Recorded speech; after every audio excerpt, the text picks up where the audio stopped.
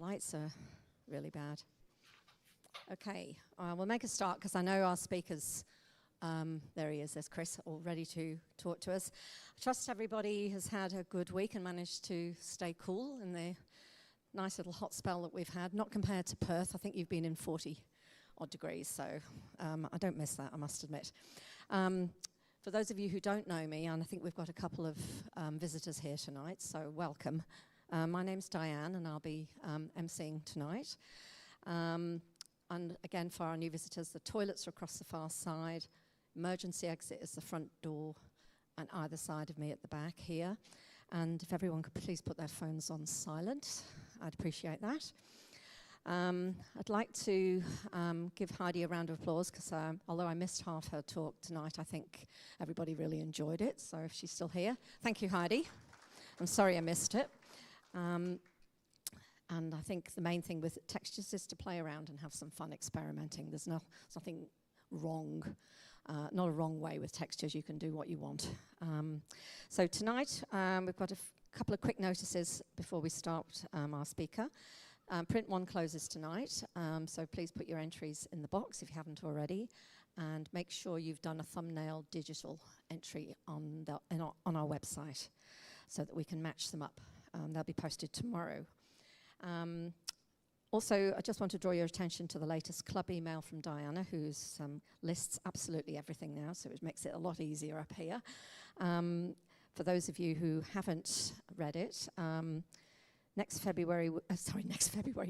week, the 14th, is that right? 14th? We'll be hearing from Ian about new club competition rebalance proposal for our club, followed by a talk on truth or fiction, also by Ian. Wednesday the 21st, the club rooms are not available. Sorry, did I say somebody say anything? No. The club rooms are not available, and there is a proposal to go out for a meal if there's enough interest amongst members. I dare say, Diana, you'll be sending out an email. Yeah, with that regard. Wednesday the 28th, we'll be having our summer showcase of images taken during the summer break. If you'd like to have your images on the screen, just pop them in on our website and they can be shown on the night. And that will be followed by the results of projected image 1. So I think that's about it. Now, for the second half of the evening, we'll be hearing from Chris Saumders, who's a Perth-based professional photographer, whom I remember from Perth. We met a few times. He's kindly agreed to work from home today to accommodate the 5-hour time difference. So thank you, Chris, for giving up your time for us. And we're all looking forward to hearing what you have to say. I brought an image of Chris's that I bought last year at the NZIPP conference. That was fundraising, so you just put your best amount down, and I was lucky enough to get one of Chris's. So if you want to have a look at the detail on there, please feel free to get up close later on. You can see what Chris does. Where are we? So Chris gave me a small short bio. So I'll start from this. Chris Saumders is an award-winning, accredited professional, Perth-based landscape photographer, primarily focusing on aerial and abstract images of the Australian environment. His unique style brings a painterly feeling to the genre that allows images to take on ethereal forms from the captured light and textures that he sees. He was the 2018, 2022 and 2023 Australian Professional Photographer of the Year with the AIPP and the NZIPP. So well qualified in more ways than one. So I'll hand you over to Chris now. Can you connect? Chris, are you there? Yes, I am. Oh, great. Yeah, will hear me fine? Yeah, okay. So welcome, and we're looking forward to hearing from you. Thank you. Cool. Thanks, Diane. So yeah, firstly, thank you for taking time out of your evening to listen to me waffle on for 30, 45 minutes or however long we've got. I guess if I start to see people getting a bit anxious and so on, then I'll try and hurry on. But equally, if we're running a bit behind schedule, please let me know. So yeah, I'm currently sat in Perth in Western Australia, which is about 5 hours time difference away from yourselves, and yeah, it's a very hot day today, and I'm just working from home and taking time out of my day job. So I guess before getting stuck into the presentation, I am a professional photographer, but I'm also a professional engineer, and that's really where I spend most of my time, Monday to Friday, 9 to 5, working in the engineering space, and that's really good for my head. And then at the weekends, I get to satisfy what my heart loves doing, which is taking photos. And I don't think I could ever give up one or the other. I definitely need both things in my life, and they definitely contribute to what I do in different ways. But and I like to feel that there's elements of my photography that appear in some of the engineering work I do, and definitely some of my engineering bias I think appears in the photography that I do. But look, that's enough. I'll jump straight into the presentation. Just bear with me 1 second while I try and work out how to share the screen. Can someone let me know if they can see a presentation on the screen now? Perfect. Okay, cool. Great. So yeah, I've got a few slides I just wanted to sort of talk through, and this is essentially the same presentation I gave over in Christchurch last year as part of the Iris Awards with the NZIPP. So apologies for those of you who were there. I know Di was, but hopefully there's something in here that you can all find interesting. And I guess plenty of time for Q&A as well, if probably easier given the format today to hold perhaps some questions to the end. But if there's something really important to you and you want to interrupt, then feel free to perhaps organize that through the room, and can do that as well. So yeah, look, I think Guy gave a bit of a good introduction as to who I am, and I've already covered the engineering piece. If you want to find out a bit more about me and what I do, I have a website which is 645imaging.com, and I'm also on Instagram under 645imaging. But I've been pretty lucky over the last few years to, I guess, pick up a few awards, including those from the NZIPP, AIPP, and also WPPI over in the USA. So I must be doing something right, although I'm not sure I know exactly what it is, but hopefully what I share today might give you guys some pointers. This always comes up, so I figured I would just get it out of the way. And it's what equipment do I use? So I use a Phase 1 XF and XT camera system with an IQ4 150 back. I use Gitzo tripods and Nisi filters. I use PC or Mac, depending on whether I'm traveling or at home. I print using the big 44-inch Canon printer that's sat behind me, and normally would be printing on Ilford papers. I think a couple of the most important things that I have that are right at the bottom of this list, which is having a viewing light. Now, Ilford do something called an Ilfolux, but there's other ones out there. But when you print something out, being able to look at that print under controlled lighting conditions is really quite important. Otherwise, you don't know what's calibrated. The other one there is having a good calibrated monitor. And that allows you to put the two things together. But probably the most important piece of equipment I have is an IKEA picture rail, which you might see behind me if there's a thumbnail of me up on the screen. But that picture rail is probably $30 worth of equipment from IKEA. But what it allows me to do is print my images out and hang them out, and sit and live with them for a number of days, and mark them up and start to appreciate the strengths and weaknesses in them a bit more. So I know not everyone has a dedicated space where they can put something like that up, but even if you just take images and blue tack them up around the house on a wall that you're going to walk past every day, that definitely is a good way of improving your photography and sort of spending time with your own art and working out what you do and don't like about it. So yeah, do that, carry a pencil in your pocket and actually draw on them, mark them up, and then leave them like that for a few months and perhaps come back. And when you've got a few scribbles over them, go back in and re-edit and reprint and then sit with them again. So typically an image might be on a wall for 6 to 12 months before it gets sort of released. And that's sort of the process that it's going through in the background. Software tools that I use Capture One primarily due to the link with Phase One equipment. I really only use that for importing, organizing, and basically the raw editing and output. Typically, I want to get something out of Capture One as quickly as possible and push it into Photoshop. Once it's in there, there's a few plugins that I use for color grading and things like that. So I use Nik Effects, I use Exposure X7, that might not even be the most current version actually.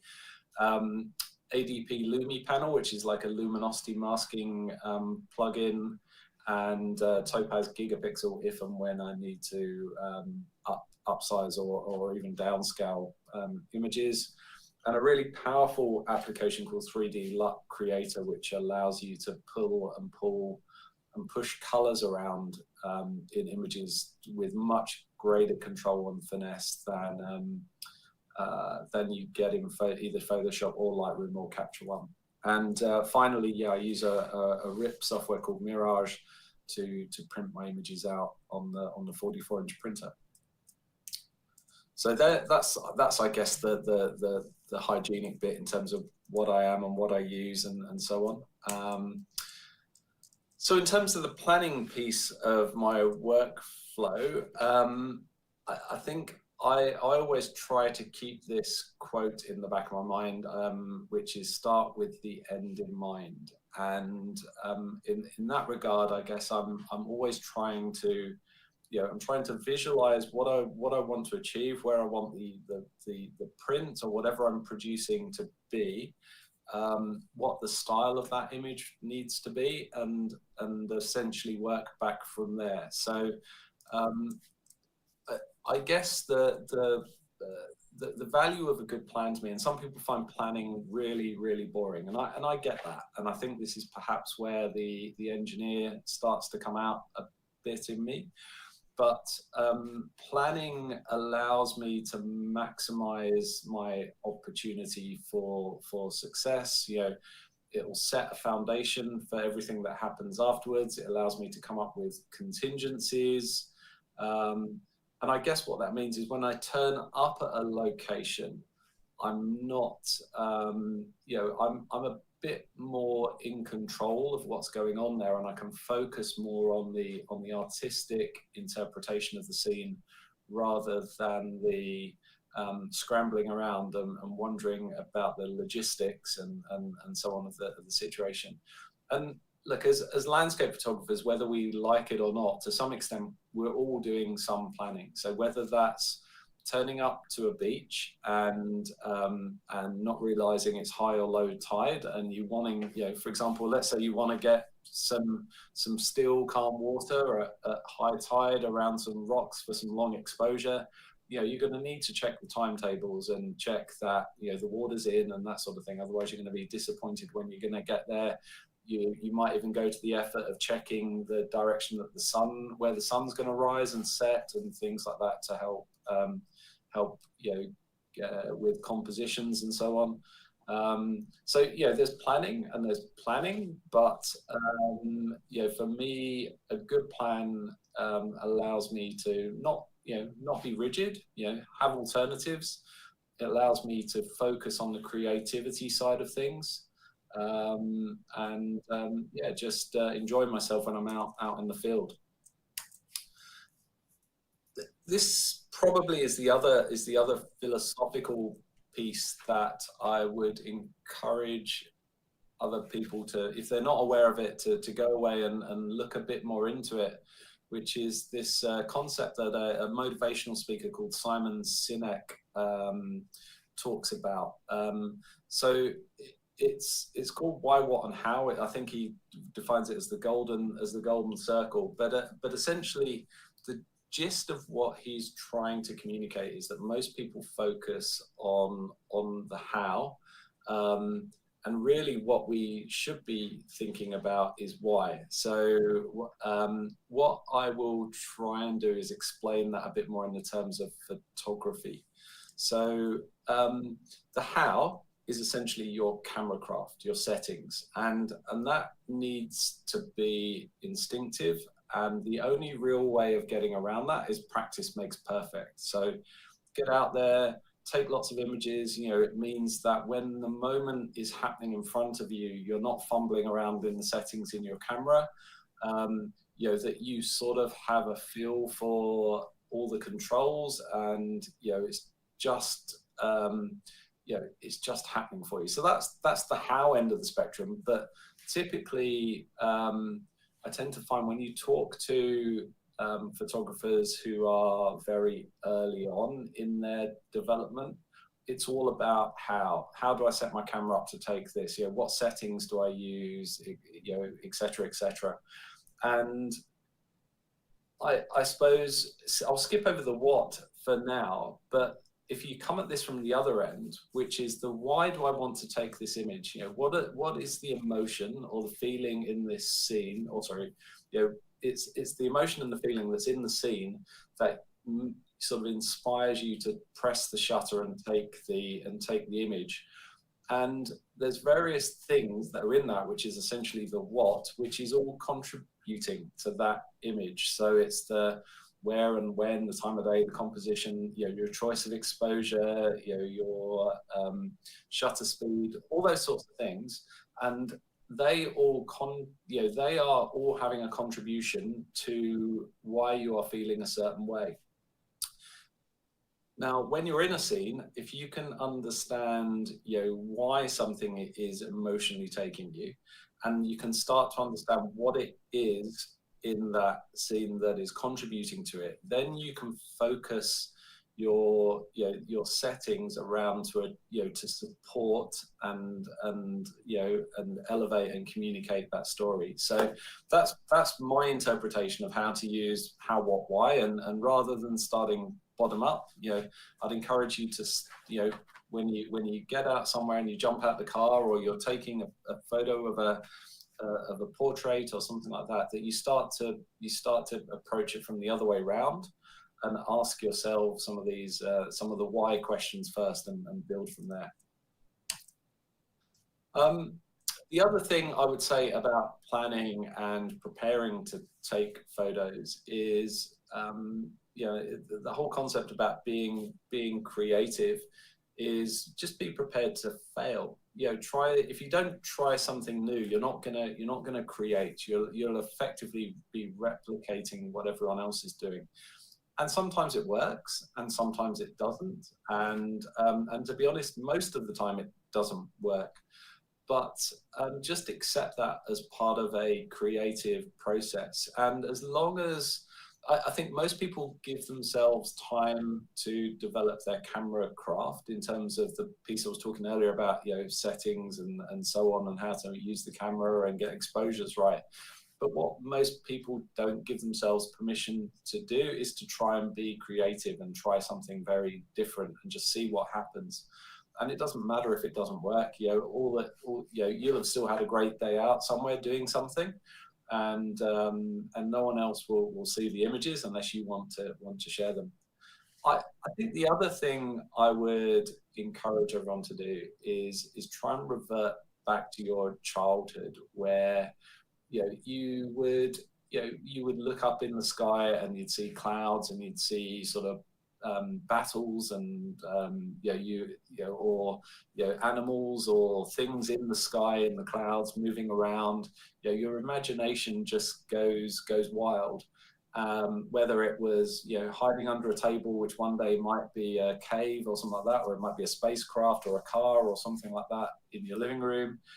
As adults, we sort of lose our imagination somewhat, and I think there's a role for that in being a creative landscape photographer, that you sort of have to try and re-establish those connections.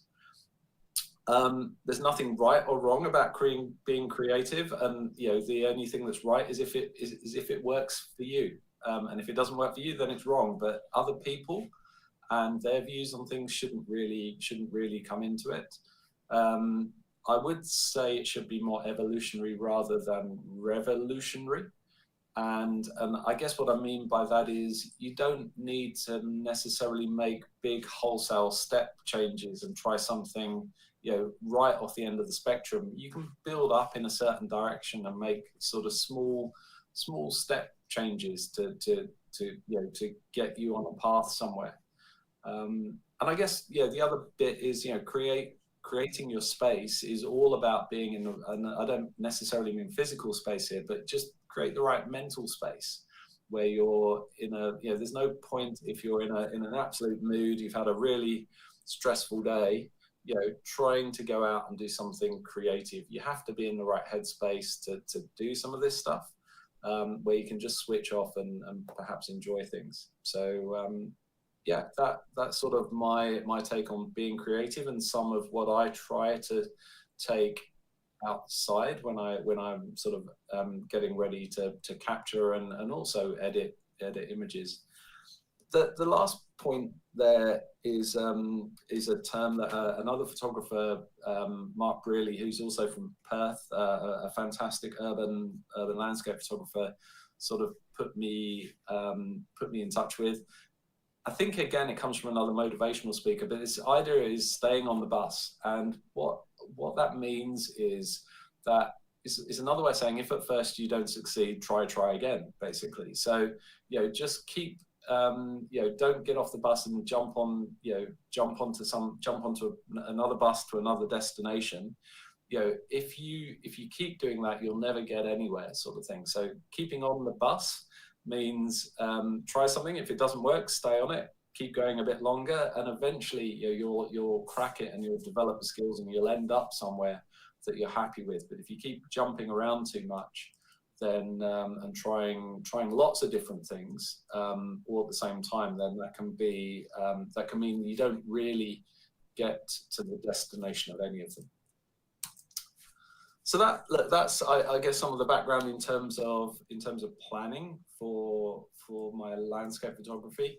In terms of capturing images, I suppose I've sort of split this into two slides. So I've got one slide here for being on land, and I've got one slide here for talking about aerial photography, because they're both, for me, very different approaches. So on land, that's something where I am acting very methodically. I slow myself right down. Typically, I'm using a tripod, and I won't be taking I will turn up in a scene somewhere, and I'll just sit for 5, 10, 15, 20, 30 minutes, whatever it is, to try and see how the landscape is trying to converse with me, before I even start to think about taking an image. So that's me sort of tuning in with the environment and really looking around. When I say don't be a stamp collector, what I'm encouraging you to do there is not to necessarily just jump for the trophy shot. A lot of places that we go to as landscape photographers, there is a set composition. You can almost look down and see the tripod marks in the ground at your feet and go, okay, that's where I need to put the tripod to get the shot that everyone gets here. But if you get that shot, you're just getting the same shot that thousands of other people have got before you. It's not you, it's not unique. It's almost, you're just ticking off something in a stamp collection. So, with the benefit of, and perhaps take that shot, and that might be something you do on the way in or on the way out. And then, really dedicate the bulk of the time to finding your interpretation of that landscape that you're in. Look where everyone else isn't looking, find your story, and and when you know what that story is, coming back to the why, try and simplify that image in your head. Focus the composition down to that. Keep it quite simple, and then even while you're there in the field, start to visualize what the post-production on that image is going to look like, and where you're going to end up with it. So in the air, so for aerial photography, which is something I'm probably most recognized for, that's a very different situation. So planning for aerial photography, starts around Google Earth and zooming in and out and looking for areas of interest and things like that, and hiring planes, and it's all very, very exciting. But when you're up in the air, what you find on the day is often very, very different to what Google Earth presented to you from an image that was shot 4 years ago from a satellite. So you have to be very reactive to what's going on down there, and so the mental space is quite different. There isn't really much time. Hiring planes and helicopters is quite expensive, so you don't really have the luxury of circling over the top of something and starting to enjoy and appreciate it, find your story, and then go, okay, right, I've been here 10 minutes now, I know what image I want to take. It very much has to be a very fast and reactive process. So in terms of some camera settings, I'm going to jump down to the how on this, because it is something that is a bit unique and does require some specific settings to be successful in. That you can either use focus or auto or manual focus on your camera. If you have a manual lens which has a locked infinity point, you can take it all the way to one end of its rotation, and you get infinity. Then that's perfectly usable up in the air, because you're typically shooting about 3,000 feet, and the camera really does the focus point difference at those sorts of heights doesn't really matter. You don't need it to be an auto. But if you don't have that, then yes, auto systems do work, but they, depending on the subject you're shooting, the contrast might not be up there, especially if you're shooting, for example, something like this image on the screen now. I would be focusing on the orange pond, and then reframing the image to position that elsewhere in the frame, because the camera probably isn't going to see that much contrast in the salt and the white sands that are around it, or the trees. So you sort of have to be a bit more selective on your focus points. F-stop settings, typically you want to pick an f-stop setting where your lens is sharp. I'm lucky to have some very sharp lenses that I can shoot wide open, but that's not the case for everyone. And for abstract photography, aerial photography in particular, people put their noses right up to the prints and really start to look at the details, not only in the center, but right in the corner. So making sure that you pick an f-stop where your lens is sharp in the corners is quite important. But obviously there's a trade-off there with the amount of light that the lens is letting into your sensor. And that's really where you need to start balancing your shutter speed and ISO. So you want a shutter speed of at least 1,600 for the second. The plane's vibrating, the helicopter's vibrating, you're moving around a lot, so you need quite fast shutter speeds. So you set that and then basically balance the ISO. The other fun thing about aerial photography is you really want to do it with the door off the aircraft or the window open. Now, I'm not suggesting anyone jumps out and hires one of those new Boeings that seem to blow their doors off. But a Cessna aircraft, a light aircraft, you can take the pilots are quite happy to take the doors off of those. You wear a harness when they do that. You're perfectly safe. but it means you're not shooting through some rubbish piece of perspex, which is going to degrade your image. So yeah, a few other logistics things. Really, this is a case of really spamming the shutter when you're up there. You'll get out of focus shots. You'll get shots that have got shake in them. You do need to have a plan when you're up there in terms of knowing where you want to direct the aircraft to go. It's, unfortunately with aerial photography, you need to tell the pilot where you want to go from minute to minute. But also you need to be prepared to react to what you're seeing out the window and point him in new places that perhaps you didn't see on Google Earth. Definitely don't drink too much coffee. There's no toilets on board these light aircraft. And yeah, this really is a time to think like a child and go enjoy yourself. So if you're inspired to go try some aerial photography, I'm happy to talk to anyone offline about this and perhaps give you a bit more info. But yeah, it really is quite an exciting and thrilling way of spending time. It also is incredibly productive in terms of quality and quantity of images. So I would expect on an aerial flight of an hour or two to walk away with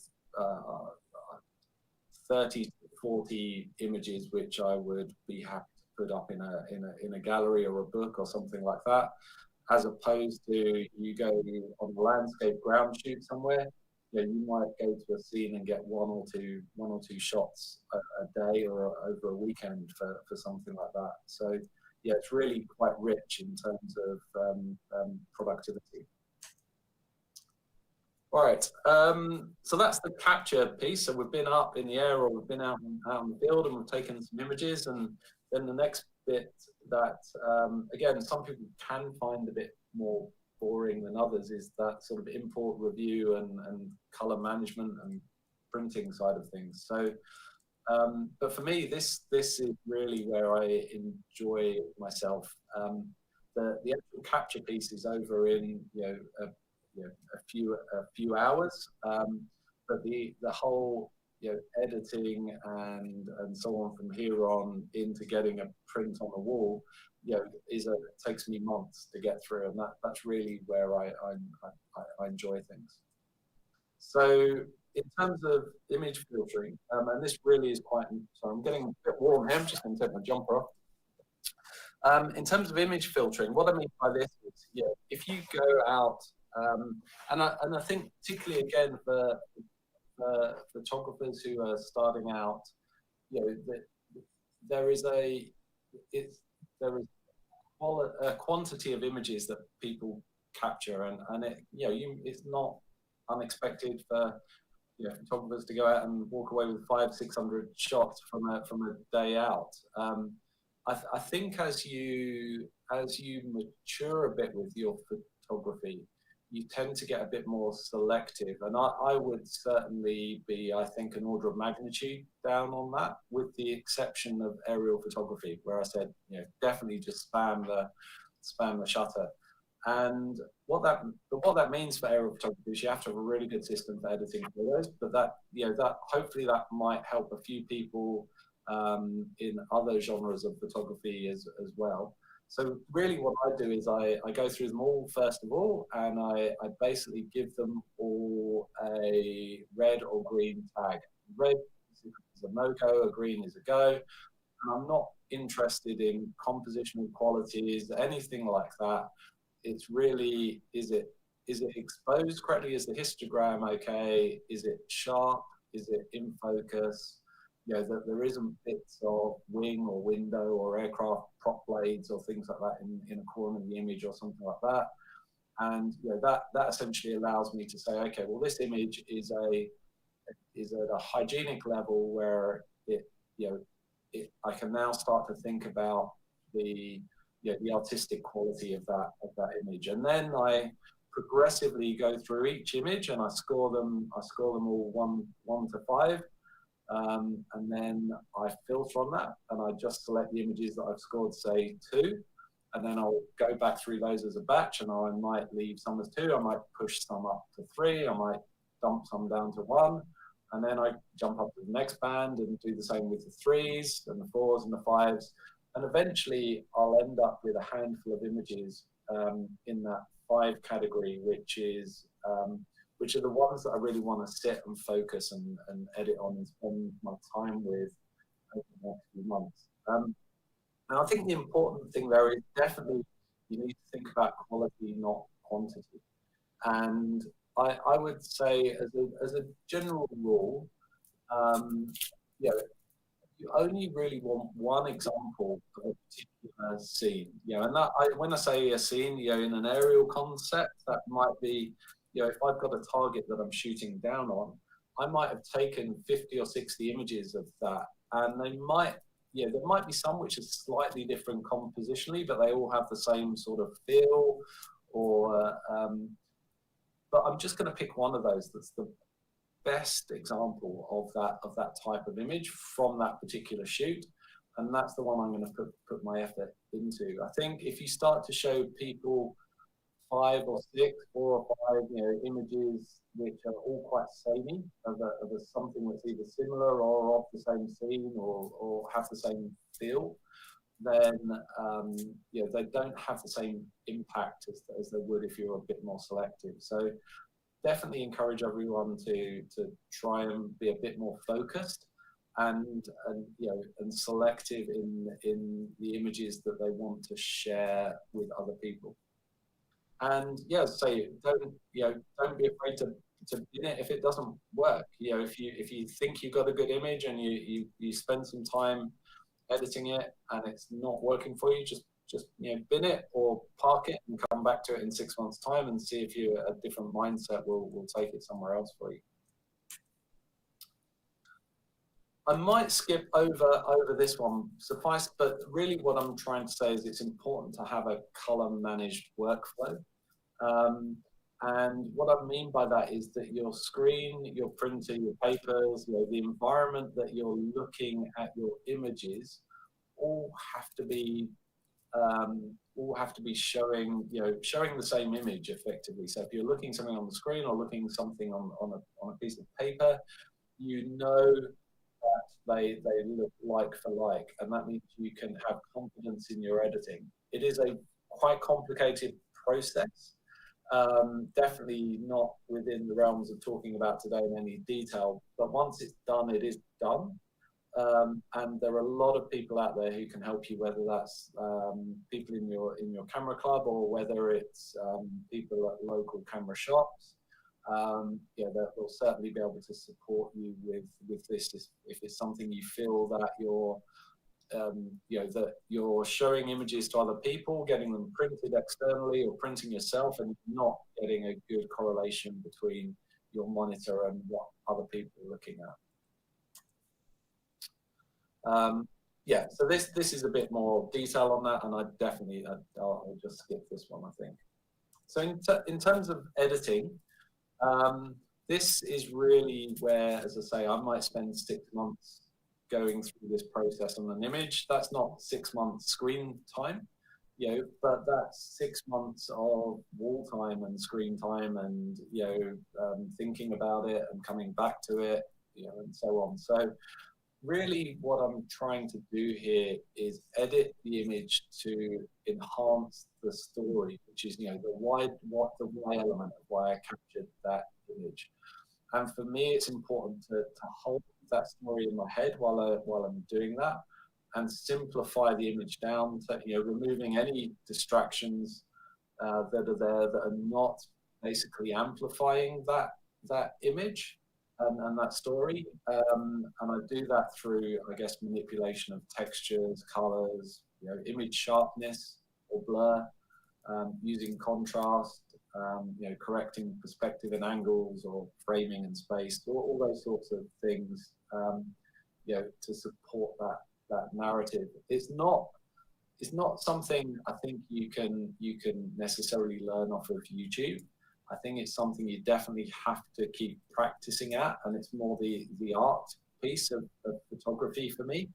But to me, this is where you can transform and transport your image, and you know, and start to tell a story that other people can, you know, interpret and understand. the importance of keeping things simple is really, again, I think there's a tendency when we start in photography to overcomplicate images, and typically if you talk about composite images, they tend to be about people adding more and more elements into an image, and if you that might be because in your head you have this really complicated story that you're trying, that each of the elements makes sense to you because you have the story in your head. However, when you show that image to someone else, they're really not going to, they're not going to have that interpretation in their head. Really, they're looking at the image to try and derive the story from scratch. And the more complicated that story is, the harder it is for the viewer to find the story, and inevitably they can end up frustrated or disconnected from the image. So again, I think if you can try and think at least, for every image, how can I simplify this image? How can I distill it down to the core of what I'm trying to say? And ask yourself whether certain things are adding to that story or whether they're just supplemental but not really supporting the overall story you're giving. Then I think again that's something that will really help move your images along. So in terms of what I do in Photoshop, again, I tend to only do a couple of things. So I soft proof for print is the first thing that I do. So I know straight away that the images I'm going to be producing are going onto paper. I don't really care that much about web content or so on. So everything is set up to get something out into print and make sure that the color gamut can be reproduced on paper.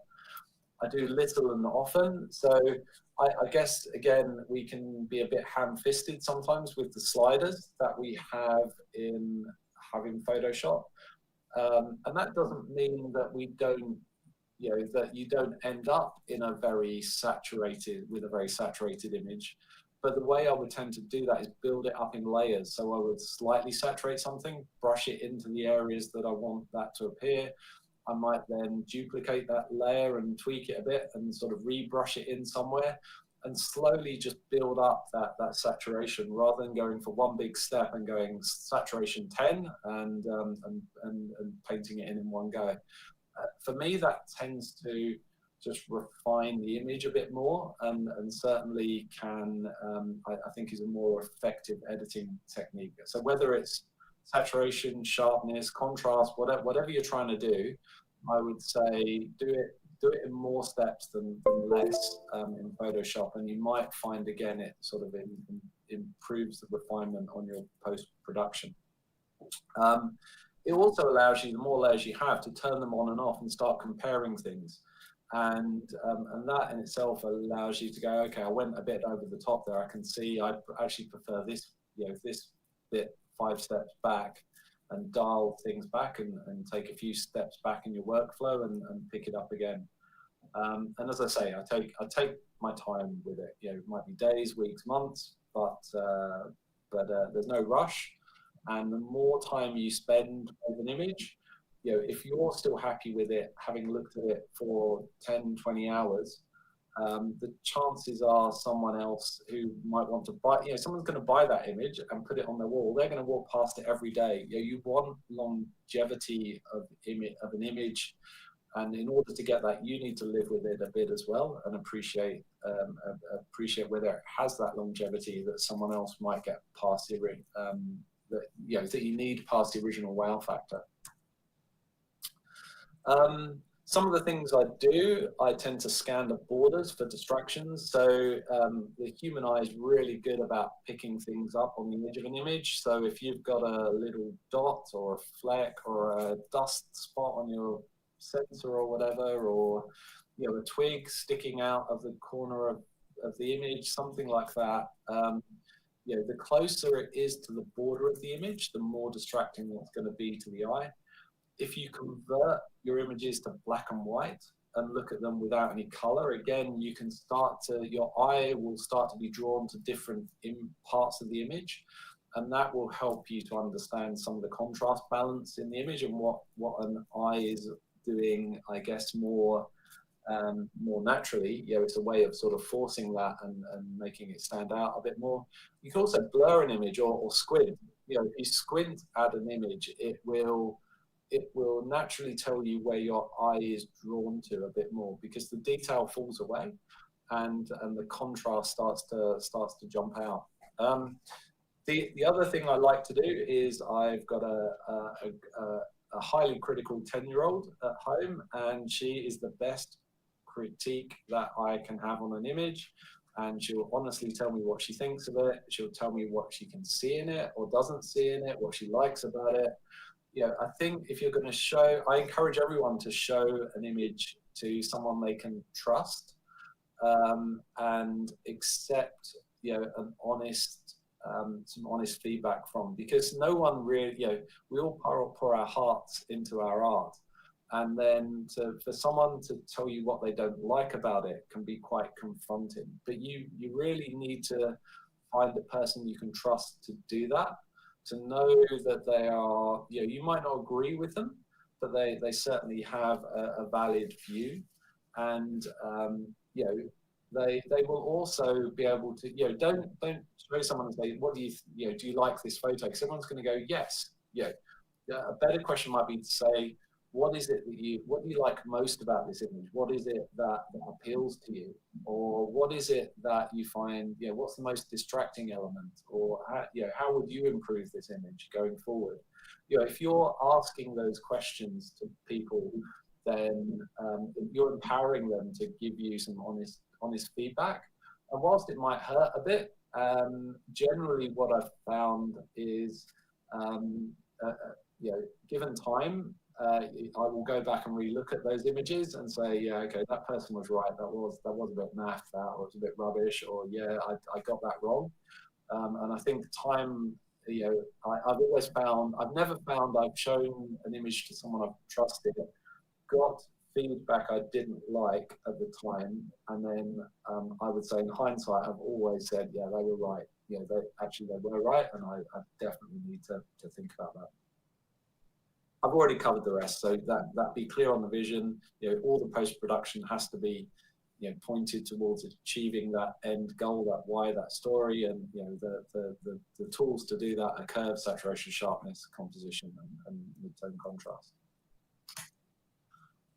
Printing is I guess the final piece, and for me it is important to print an image because effectively it concludes the work. It says I'm done. I've done what I can with this, and this is it in its final form. Why do I print? I'm not saying this is why you should print. But for me, it's where an image comes to life. As I say, I get to live with it. I can compare it with other versions of itself. So my washing line that I was talking about earlier, I'll quite often have multiple versions of an image printed out, and I'll have them sat side by side for a while so I can understand which versions I prefer or don't. But I can also compare it with other images that I value highly. And that doesn't necessarily have to be one of my images. It can be another photographer's. And I can start to understand the relative strengths and weaknesses between those images. So again, I think that's something everyone can do, is find even if it's a portrait, and you have a portrait, another portrait photographer that you admire, and you have a piece of their work. Put the two side by side and really say to yourself, what is it that I love about this that either is or isn't in my image that's next to it. I guess the other things that make print special for me is if you give someone a print to study, they will genuinely share it and take time to study it with you, and that is something very different to the sort of tick and flick sort of mentality that we have from iPads and screens and things like that, where you jump through an image. If you give someone a quality piece of paper with a good quality image on it, everyone will take the time to sort of enjoy that, hopefully, and certainly allocate some good quality time to reviewing it. The last piece is your choice of paper is really critical, and I'm not going to go there today, but your paper can either elevate or reduce the impact of an image, and that in itself is a whole new skill set. I don't print for cost, certainly not. It's a very expensive addition to photography, but I would say it's one of the things that really step changed my capability in photography was learning to print, and the two hand in hand basically jumped transformatively. Okay, I'm going to skip a few of these slides here, I'll probably just end it there, I think, because the rest of it is a bit of a deeper dive into printing. I'm happy to take questions on that, but yeah, thank you for listening. Hopefully everyone found something in there that resonated with them, and if not, I apologize and hope you enjoyed the cup of tea that you had while you were sat there listening. Thank you very much.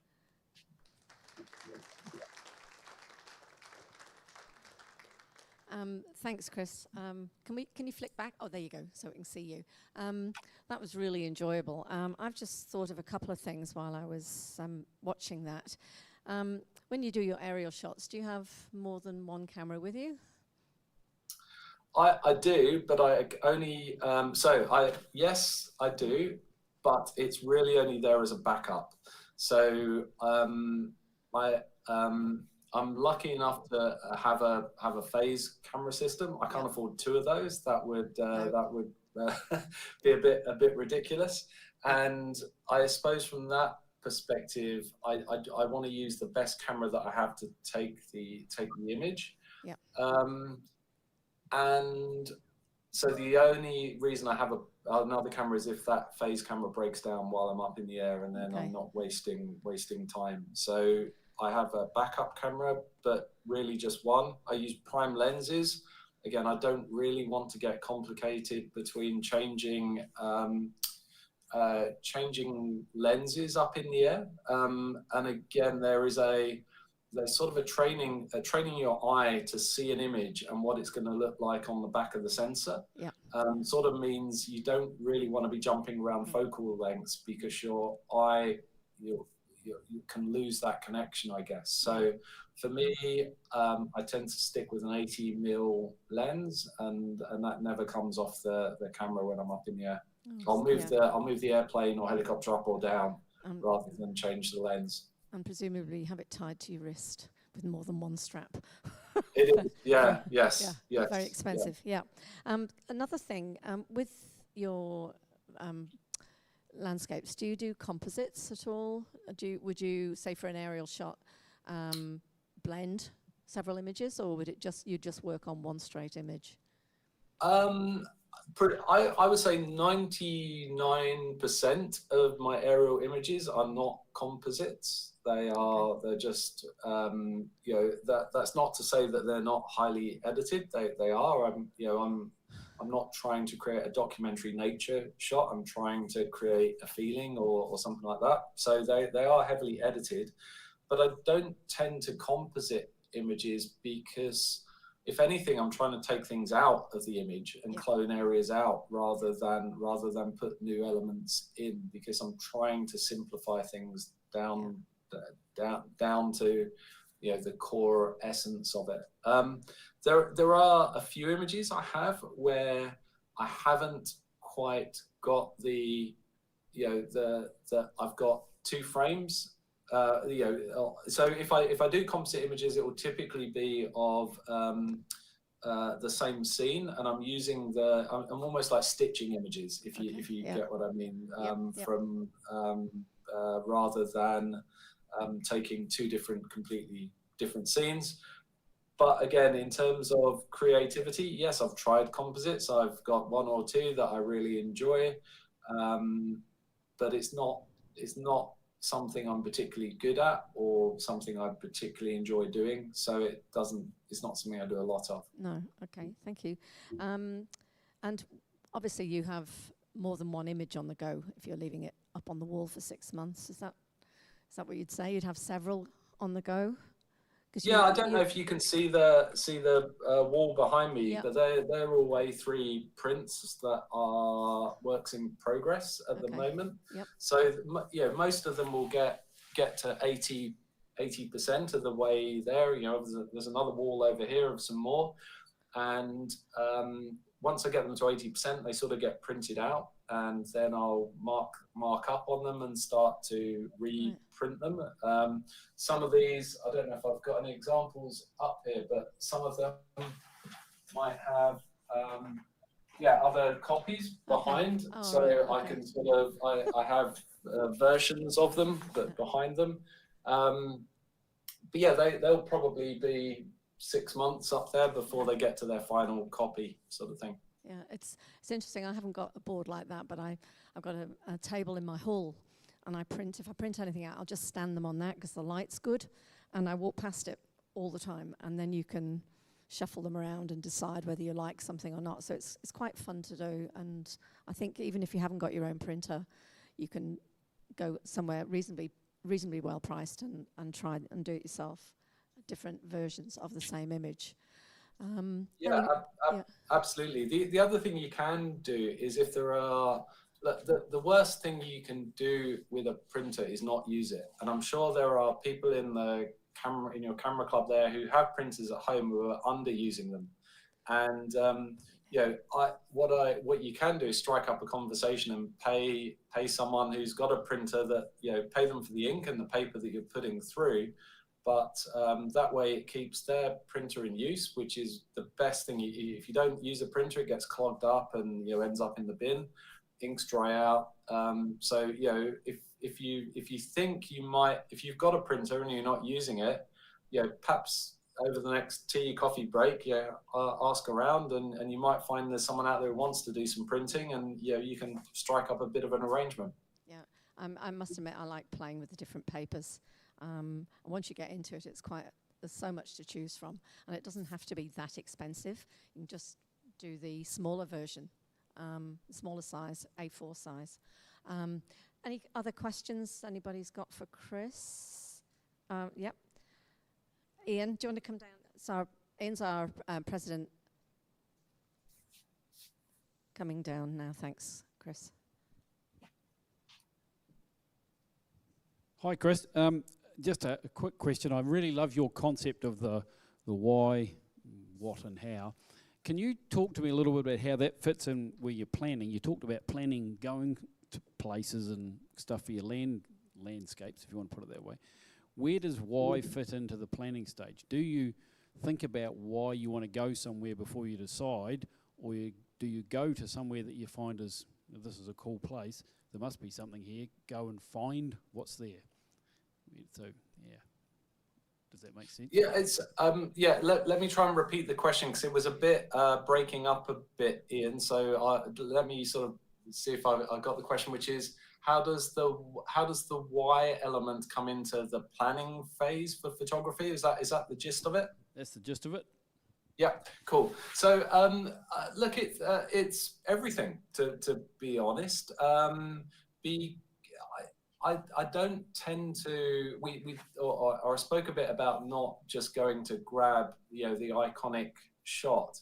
There is if I go somewhere, it's more because the place has a feel or an emotion or or something that I think I want to transcribe onto that, or try and transcribe over the top of that landscape. So it's very much about it's very, I suppose, as an example, let's say in the winter, I've got a couple of favorite spots that I go to shoot fog fog over sort of the rivers or hilltops or whatever, it's not the fog that I'm shooting. It's the feeling that the fog generates. That whole sort of floatiness, sort of etherealness, the softness, the pastel colors. They're the sorts of that whole calming mood that you have in those the tranquility of it. They're the sorts of things that I'm heading to those locations to capture, not the actual fog itself, if that makes sense. Perfect sense, a great way to think about it. Thanks, Chris. Anybody else got anything they'd like to ask Chris? Don't be afraid. No? We're just all stunned. Thanks. Sorry? Yeah. Okay, thanks, But Alan. both, but primarily verticals. As in straight. You mean from the plane straight down? Yeah. Primarily straight down, but even straight down really isn't straight down. So the planes themselves, I think, they're only allowed to bank about 35 degrees, something like that, and that might even be less with the doors off. It certainly feels a lot more than that, but it's not like the plane is literally on its side. And you don't want to put any camera equipment outside of the plane, because the winds. Firstly, the wind might take it and it disappear out your hand. But secondly, the wind will just buffet the camera so much that you won't get any usable images from the vibration and so on. So, although it might feel like you're looking straight down, when you try and rotate the image 180 degrees, you'll notice it doesn't look right. So the perspective of trees might be out, or bushes, or things like that. So it's quite hard to get a straight down image. But yeah, that's the feel I tend to go for. I think it's a bit more abstract than the obliques, basically. So if I can, I would use something like a Cessna 206, which has a really big door on the back. So the door, I guess, on a Cessna 206 might be this sort of width, and that gives you a really nice shooting space to get pictures out of, and you're behind the wing. And so you don't have to worry about struts and things like that, but they're really expensive. They're a bigger aircraft, so you might be paying $700-800 an hour in Australia for a Cessna 206. A Cessna 172, which is a smaller version, you can take the door off. Or you can shoot through the window, but you have a wing strut that comes down right in front of you, and you also have landing gear on the fuselage. And again, you can shoot through a gap there that exists, but you're a bit more confined. So, but they're a lot cheaper. They're $400-500 an hour, so they're a bit more economical.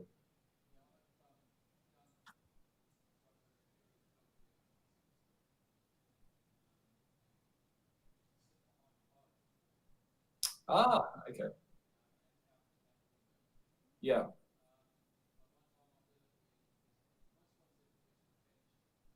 Yes. Ah, cool.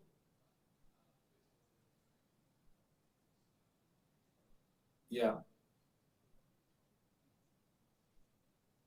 So one of my favorite photographers is from New Zealand, is Jackie Rankin, and she started doing aerial photography with her dad, was the pilot, and I think it was a biplane or something like that they were shooting from, and they would invert. So her dad would invert the plane, literally have it upside down, and Jackie would be shooting over her head as the plane was at the peak, getting the shot down.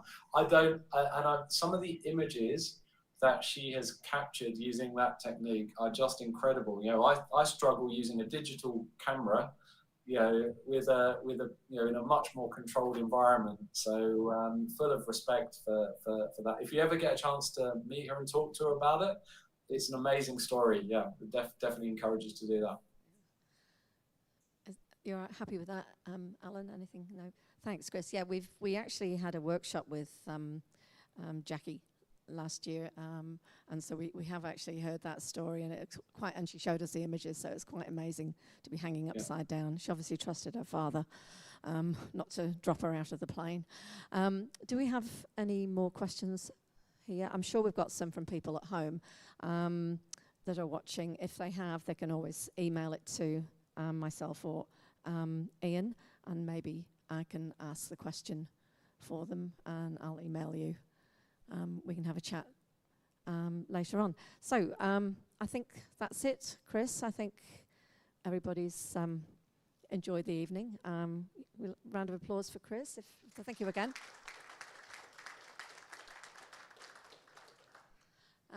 Yeah, thank you, and I hope we haven't taken too much of your work day. Yeah, no problem. It's been a most welcome distraction, and I've enjoyed it. So thank you for having me along virtually. I'm gonna go and melt in the 40-degree day that it is outside now, and get back to the day job of engineering. Oh, well, thank you very much. We melt in 30 degrees here, so I must admit I don't miss the 40 odd in Perth. I'm quite happy with 30. So thank you once again, and hopefully we'll catch up again sometime, maybe at the next NZIPP if you're over again. Thanks, Chris. Hope so. Okay, thanks everyone. Cheers. Take care. Bye. Bye. Wow, I enjoyed that. Did you? I hope everybody enjoyed that. He's a really nice man. I don't think there's anything else to say. The images that are up on the side, Janine found in the cupboard, they were actually put into groups that I think Anna put them together for a teams, inter-club teams competition. So if you recognise any of your images, can you please take them home tonight, because we need the space in the club room, in the storeroom.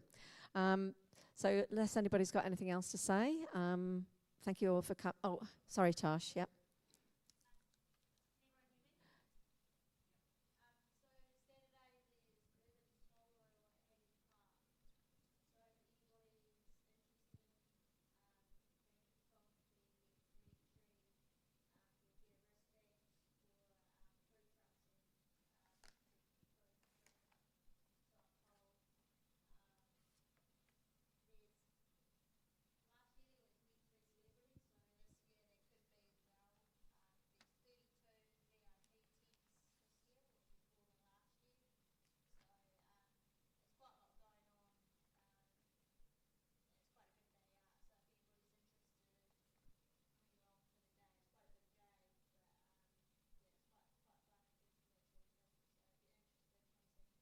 And sorry, what was the venue again? Hagley Park, okay. Urban Polo, okay. Might be worth going to have a look. Thanks, Tash. Anyone else got anything they'd like to say? No, well, thank you all for coming, and safe trip home, and enjoy the rest of the week. Thank you. Bye.